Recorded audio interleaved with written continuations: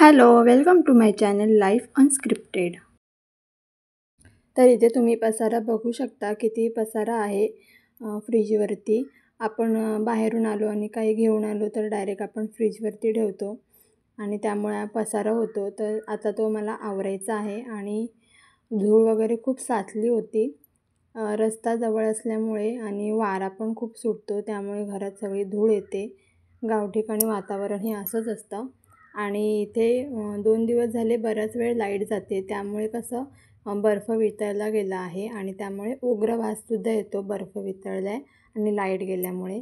आणि ठेवलेले पदार्थसुद्धा खराब होतात. म्हणून विचार केला की आज फ्रीज काही झालं तरी स्वच्छ करायचा. आणि इथे तेलाचे डाग वगैरे पण लागलेले आहेत मॅटला. मॅट मी यासाठी ठेवते की जेणेकरून ट्रे खराब होणार नाहीत, स्क्रॅचेस पडणार नाही भांडी ठेवल्यावरती. त्यामुळे मी इथे ट्रेसाठी मॅट वापरते. आणि इथे तुम्ही काळे काळे डाग दिसत आहेत बघू शकता. आणि इथे सुद्धा काळे डाग झालेले आहेत. आणि जे काही साहित्य ठेवलेलं आहे ते खूप पसारा दिसत आहे, व्यवस्थित ठेवलं गेलेलं नाही आहे, कारण आपण घाईघाईत काढतो आणि तसंच ठेवतो. तर इथे मी एक सोल्युशन तयार करत आहे. हे मी एक लिक्विड तयार करत आहे, जे की बेकिंग सोडा वगैरे वापरून बनवतात घरच्या साहित्यामध्ये.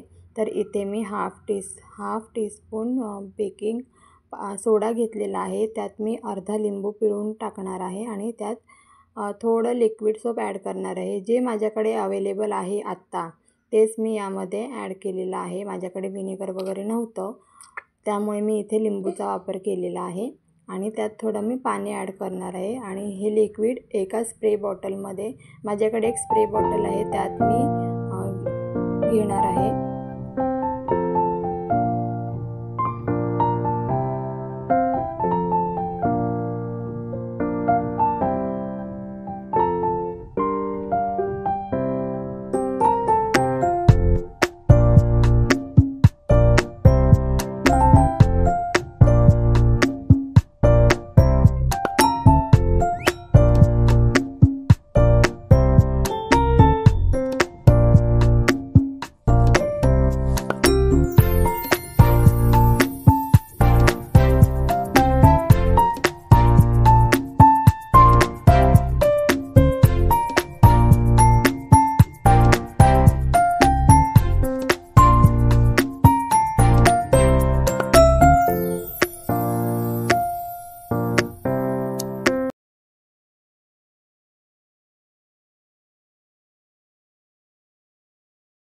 तर इथे फ्रीजवरती ज्या काही बाटल्या आहेत औषधांच्या, त्या मी पहिली काढणार आहे.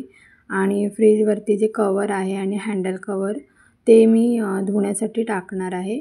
आणि फ्रीज क्लीन करताना आधी आपल्याला मेन स्विच बंद करायचा आहे. फ्रीज बंद करूनच आपल्याला फ्रीज क्लिनिंग सुरुवात करायची आहे. तर आता मी इथे जे काही फ्रीजमध्ये सामान आहे, मसाले वगैरे किंवा बेकिंग पावडर किंवा कडधान्य, भाज्या वगैरे, ते सगळं मी बाहेर काढून ठेवणार आहे. किचन कट्ट्यावरच मी ठेवते, जेणेकरून लावायला पण सोपं पडेल. आणि इथे मी टिश्यू घेतले आहेत काही. आधी मी टिश्यू पेपरने क्लीन करून घेते, जेणेकरून काही म्हणजे धूळ वगैरे असेल आतमध्ये. आणि पाखरं वगैरे पण असतात आमच्या इथे. गावच्या ठिकाणी कसं पाखरे वगैरे येतात आणि जी काही फट असते किंवा आपण कधी फ्रीज वगैरे ओपन करताना ती पाखरं आतमध्ये जाऊन बसतात, तर मी ते सुद्धा क्लीन करते. आधी मी टिश्यू पेपरने क्लीन करून घेते त्याचसाठी, जेणेकरून ते पसरलं जाणार नाही. आणि सुक्या कपड्याने, तुम्ही सुक्या कपड्याने वगैरे क्लीन करू शकता. इथे माझ्याकडे टिश्यू होते म्हणून मी टिश्यूचा वापर केलेला आहे.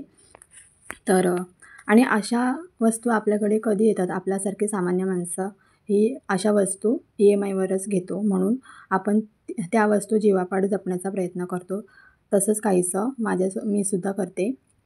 तर इथे आपण मेहनतीचे पैसे आपण गुंतवतो आपल्या. तर इथे मी अशा गोष्टी खूप काळजीपूर्वक हाताळते. आणि आपण अन्नपदार्थ फ्रीजमध्ये स्टोअर करतो, म्हणून आपण फ्रीज नेहमी स्वच्छ ठेवावा असं माझं मत आहे. कारण आपण अन्नपदार्थ किंवा इतर खाण्याच्या गोष्टीसुद्धा आपण यामध्येच ठेवतो. ते जास्त वेळ टिकण्यासाठी आपण फ्रीज स्वच्छ ठेवलेलं कधीही चांगलं. तर आता टिश्यू पेपरने मी फ्रीज आतून आणि बाहेरून स्वच्छ पुसल्यानंतर इथे मी एक सॉफ्ट रुमाल घेतलेला आहे. हे मी फ्रीजसाठीच वापरते.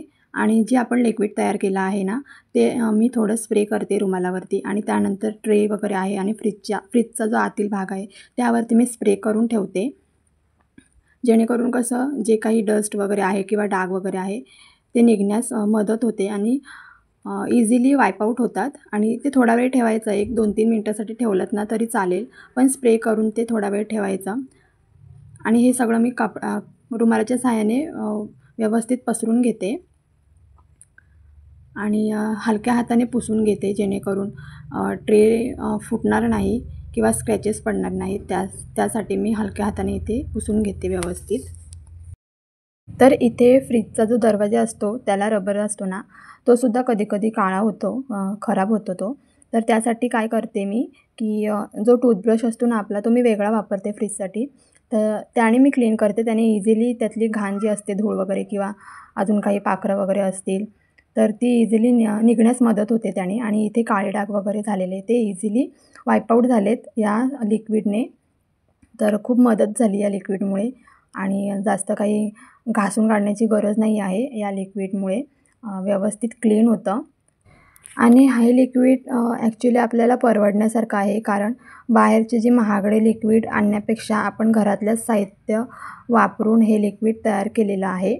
आणि इथे मी फ्रीज बाहेरून सुद्धा स्वच्छ पुसून घेते त्याच लिक्विडने.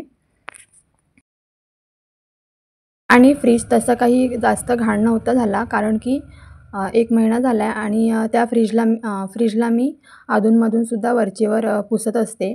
जरा काही सांडलं तर मी लगेच पुसते किंवा आपले तेलकट हात वगैरे लागतात किंवा पिठाचे वगैरे हात लागतात. जर काही आपल्याला फ्रीजमधून घ्यायचं असेल तर आपण तसेच हात लावतो. कधी ओले वगैरे हात लागतात, चिकट हात लागतात. त्यामुळे मी कधी वरचेवर पुसते. त्यामुळे कसं की जास्त काही घाण झालेलं नाही आहे, म्हणून पटकन क्लीन करता आलं. आणि इथे हर्ष उठला आहे आणि त्याला घेऊन मला आता फ्रीज पुन्हा पुसून काढायला लागत आहे. आधी जे आपण लिक्विड वापरलं होतं त्यामुळे त्यात आपण कसं लिक्विड सोप वगैरे ॲड केलेलं, म्हणून इथे मी स्वच्छ पाण्याने सुद्धा एक रुमाल भिजवून घेतला आहे आणि त्यानेसुद्धा मी फ्रीज स्वच्छ पुसून घेतलेला आहे. आणि त्यानंतर मी सुक्या कपड्याने सुद्धा फ्रीज क्लीन करून घेते.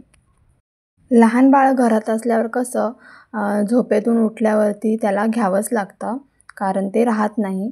आणि इथे माझ्यासोबत असंच झालं. इथे मी हर्षला घेऊनच मला शेवटी हे काम पूर्ण करावं लागलं.